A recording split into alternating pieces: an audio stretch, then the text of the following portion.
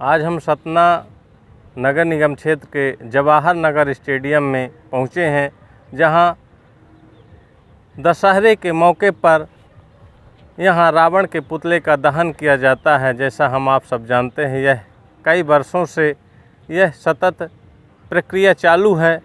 हम सब जानते हैं कि असत्य पर सत्य की जीत का यह मुख्य त्यौहार दशहरा माना जाता है, जो पूरे देश में हर्ष और उल्लास के साथ मनाया जाता है। जगह जगह दुर्गा माँ की झांकियाँ रखी जाती हैं और चल समारोह भी निकाले जाते हैं। कुछ कोरोना के चलते विगत 2 वर्ष से यह उत्सव भव्य रूप से नहीं मनाया जाता था, जहां अब इस वर्ष भव्य समारोह प्रशासन के द्वारा मनाया जाएगा। और यह स्टेडियम में विगत कई वर्षों से रावण के पुतले का दहन होता है, जहां दूर दूर से लोग यहां रावण के पुतले को दहन देखने के लिए आते हैं। और यहां जो भव्य कार्यक्रम होता है, रामलीले का आयोजन, जो शहर में बिहारी चौक में कई वर्षों से हो रहा है, और यहां भव्य तैयारियां प्रशासन के द्वारा कराई जा रही हैं। पूरा स्टेडियम सजाया जा रहा है, लोगों के बैठने के लिए मंच, कुर्सी आदि की व्यवस्थाएं की जा रही हैं। और यहाँ भव्य रावण का काफ़ी लंबा चौड़ा यह पुतला बनाया गया है, जो हम सब देखेंगे। और आज रात में इस पुतले का दहन किया जाएगा, और जैसे ही इस पुतले का दहन होगा, वैसे ही सभी लोग हर्ष मनाएंगे कि वास्तव में असत्य कैसे नष्ट होता है और सत्य की जीत कैसे होती है। यह सब आप आज देखेंगे। मैं Deepak Sharma, one India news. दशहरे के मौके पर वन इंडिया न्यूज़ में जहां हमारे वरिष्ठ पत्रकार, साहित्यकार, कविताकार, कुछ भी कहें, लेखन में सबसे आगे हमारे ज़िले ही नहीं बल्कि विंध्य व प्रदेश में अपनी ख्याति अर्जित करने वाले आज हमारे साथ उपस्थित हैं चिंतामणि मिश्र जी। जहां हम आज दशहरे के मौके पर उनसे आज जानने का प्रयास करेंगे कि वास्तव में पहले का दशहरा क्या था और अब का दशहरा क्या हो गया है। जबकि सोशल मीडिया में, टीवी में पत्रकारों के लिए वह काफ़ी मशहूर है और अखबारों में जाना जाता है यह दशहरा, लेकिन लोगों का जो प्रेम, जो हुजूम दशहरा देखने के लिए उमड़ता था जगह जगह, दशहरे में झांकियाँ निकलती थी, नवदुर्गा पंडाले लगाए जाते थे, वह कमी तो नहीं हुई, लेकिन भीड़ कम उमड़ती है और लोगों की आस्थाएं हैं, लेकिन वह जो दिखनी चाहिए उस तरह से नहीं दिख रही हैं। आइए हम बात करते हैं सम्मानीय चिंतामणि मिश्र जी से। सर नमस्कार, मैं दीपक शर्मा। तो आज हम आपसे मुलाकात करने आए हैं दशहरे के मौके पर। दशहरे के बारे में हम आपसे जानना चाहते हैं कि पहले का दशहरा क्या था और अब का दशहरा कैसे मनाया जाता है, क्या लगता है आपको? देखिए, सतना बहुत पुराना नहीं है जी। सन 1863 में इसकी बसावट हुई जी।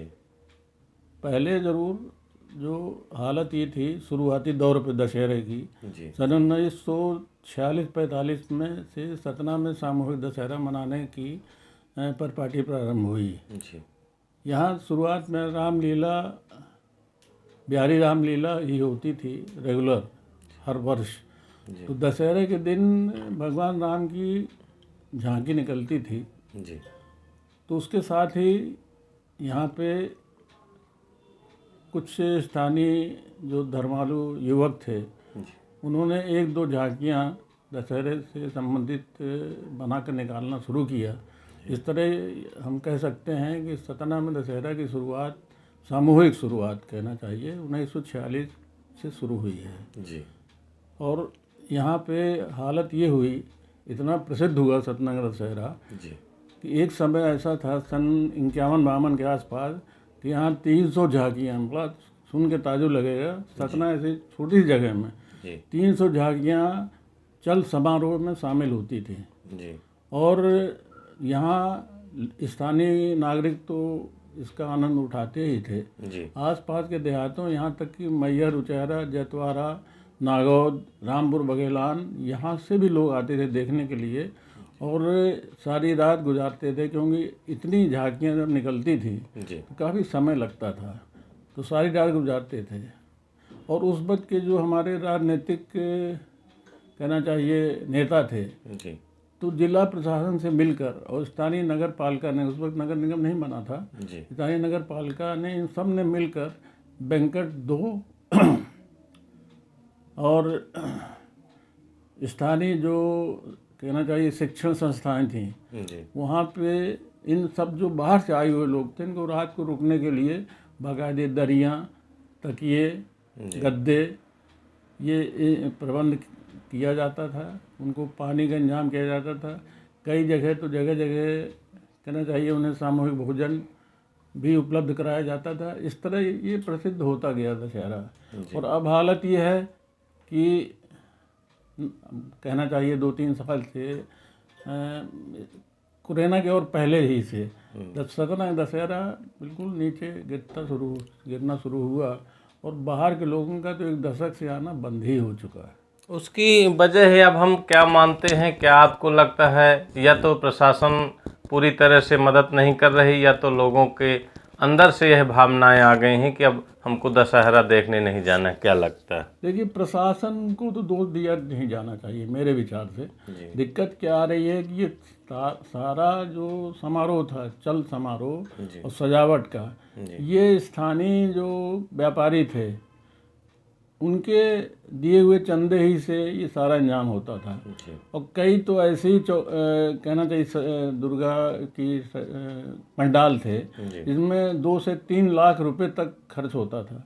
अब उनकी तरफ से चंदा मिलना कहना चाहिए काफ़ी न्यून हो गया, बहुत कम हो गया है, इसलिए उनकी मजबूरियां हैं, अब वो नहीं हो पाता है। पहले तो ये हाल था कि एक चौराहे से दूसरे चौराहे के बीच में कम से कम 2-2, 3-3, 4-4 पंडाल बन जाते थे और वो सब निकलते थे। और लेकिन अब वो परिस्थितियाँ व्यापार क्षेत्र से इनको जो चंदा मिला करता था वो मिलना बंद हो गया। अब आप ताजुब करेंगे कि 2 साल से सतना के दशहरा के साथ साथ यूसीएल और सीमेंट फैक्ट्री का भी दशहरा और पंडाल बहुत फेमस था।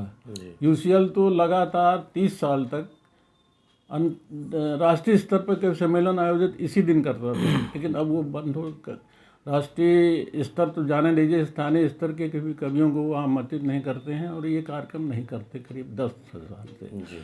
और 3 साल से तो वहाँ पे पंडाल ही नहीं बनता।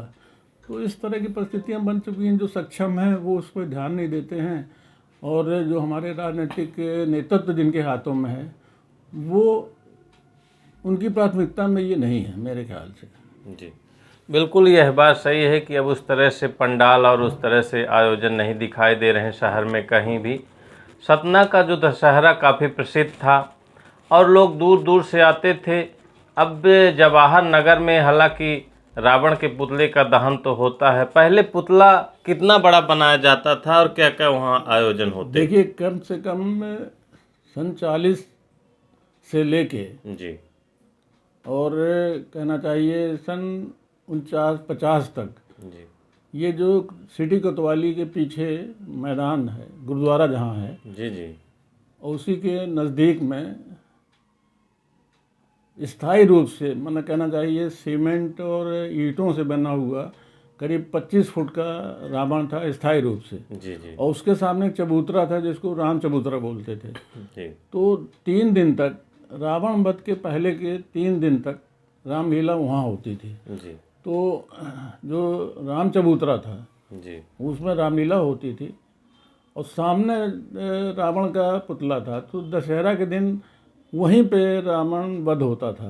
उसके बाद परिस्थितियाँ बदली कहना चाहिए और वो उसके लिए वहाँ पे वो बसाहट हो गई, आबादी बना दी गई उस मैदान में आधे से ज़्यादा।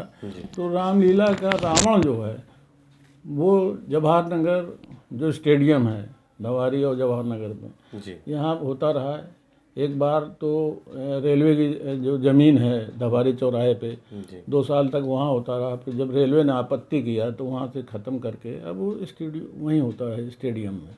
जी बिल्कुल अब वहाँ ही मनाया जाता है। लेकिन अब आपको क्या लगता है क्या होना चाहिए? अब हम आपसे यह प्रश्न करेंगे कि अब आगामी दिनों में कैसे आपकी मंशा है कि दशहरा मनाना चाहिए, क्योंकि आप चिंतक हैं, चिंतन करते हैं समाज के लिए, धर्म के लिए, और कैसा होना चाहिए, और प्रशासन से और व्यापारियों से व अन्य धर्म के क्षेत्र में जो लोग आगे हैं उनसे क्या इच्छा है?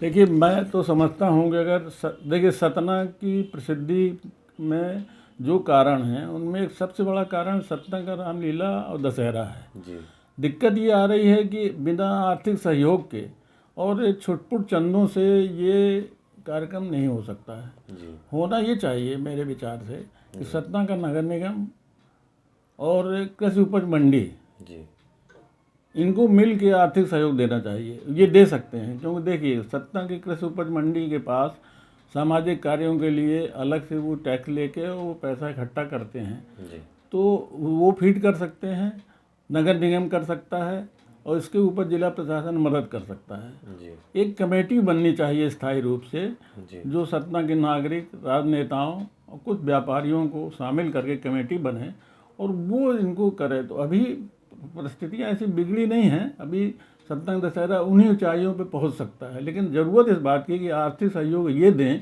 और एक कमेटी बने, वो समन्वय स्थापित करे, बाकायदे रामलीला हो। और रावण वध के लिए देखिए सतना को स्मार्ट सिटी बना रखा है और इसका विस्तार अपने आप काफ़ी बड़ा हो गया है, इसलिए अब ये स्टेडियम वगैरह, देखिए क्या होता है, स्टेडियम में कार्यक्रम होते हैं तो स्टेडियम बर्बाद होता है, जी जी पैसा बर्बाद होता है, खिलाड़ियों को परेशानी होती है। तो इसके लिए दूसरे शहरों की तरह एक अलग ग्राउंड जिला प्रशासन कर सकता है, जिसको रामलीला ग्राउंड आप बोल सकते हैं। जी वहाँ पे आपके साल भर में जो राजनीतिक या सामाजिक या धार्मिक कार्यक्रम होते हैं वो हों वहाँ पे, जी इस तरह करना चाहिए। धन्यवाद। अब आज आपने जो बताया कैसे दशहरा होता था, कैसे हो रहा है और आगे भी कैसे होने चाहिए, वह आपकी मन में ऐसी भावनाएं हैं। और आज दशहरा है, आप समाज के लिए आप क्या दार्शनिक अपने वचनों से दे रहे हैं लोगों को? देखिए दशहरा क्या होता है, आतंक पे भगवान राम की विजय का पर्व है ये। जी वो वहाँ से लंका में रावण को पराजित करके ये जब लौटे अयोध्या तो लोगों ने खुशियाँ मनाई। जी बड़ी अच्छी बात है। आतंक से आज भी हमारा देश जूझ रहा है, विशेष तो खास तौर से दुनिया के और देश जूझ रहे हैं, लेकिन जितनी तरह आतंक ने भारत को प्रभावित किया उतना और कहीं नहीं हुआ है। इसलिए इसे तो याद हमें रखना ही चाहिए। हमारी ये संस्कृति में ही आ चुका है कि आतंक पर विजय का पर्व है। तो होना ये चाहिए कि हमारे अंदर, हम रावण का पुतला तो जला देते हैं, लेकिन हमारे अंदर जो रावण है जी वो जीवित रहता है। जी तो दिक्कत आनी ये चाहिए, नहीं होनी चाहिए। इसमें होना ये चाहिए कि हम जो तमाम बुराइयां हैं, सामाजिक बुराइयां खास तौर से, उन्हें दूर करने का खुद भी प्रयास करें, क्योंकि इसके लिए हमको किसी बैसाखी से काम नहीं चलेगा।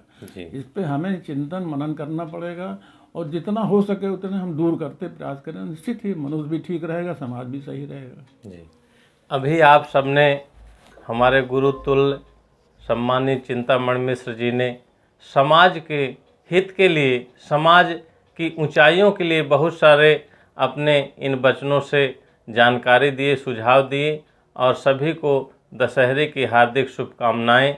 मैं Deepak Sharma, one India news.